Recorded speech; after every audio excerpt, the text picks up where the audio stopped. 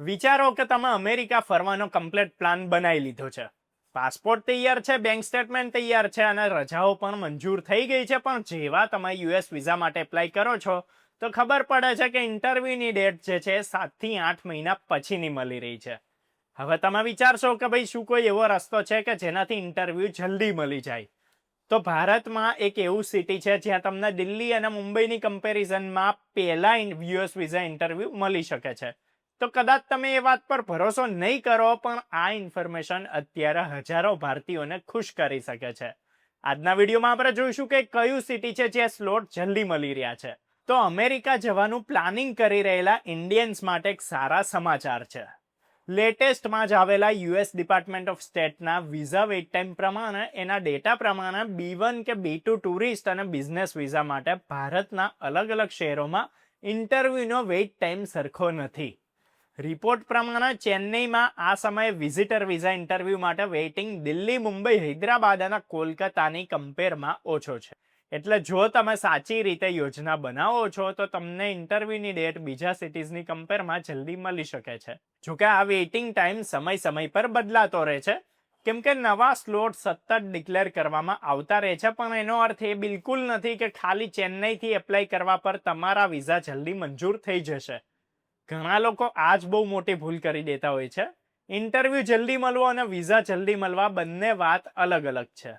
ઇન્ટરવ્યુની તારીખ ખાલી પ્રોસેસને સ્પીડી કરે છે, પણ વિઝાનું ડિસિઝન પૂરેપૂરું તમારા ડોક્યુમેન્ટ્સ, તમારા ટ્રાવેલના દેશ અને વિઝા ઓફિસરના સેટિસ્ફેક્શન પર જ ડિપેન્ડ કરે છે. હવે સવાલ એ ઊભો થાય છે કે ભાઈ અલગ અલગ સિટીઝમાં આટલો બધો ડિફરન્સ કેમ છે? તો જવાબ બહુ ઇઝી છે. દરેક અમેરિકન કોન્સ્યુલેટમાં રોજ આવનારી એપ્લિકેશન્સની સંખ્યા અલગ અલગ હોય છે. અધિકારીઓની અવેલેબિલિટી અલગ અલગ હોય છે અને નવા સ્લોટ પણ અલગ અલગ સમય પર જાહેર કરવામાં આવે છે. એટલે એના લીધે બની શકે કે કોઈ સિટીમાં 4 મહિનાનું વેઇટિંગ હોય, જ્યારે કે બીજા કોઈ સિટીમાં 7 કે 8 મહિનાનું વેઇટિંગ લિસ્ટ હોય. હવે આ જ રીઝન છે કે અમેરિકા જનારા કેટલાય લોકો એપ્લિકેશનની પહેલા અલગ અલગ શહેરોનો વેઇટિંગ ટાઈમ ચેક કરે છે.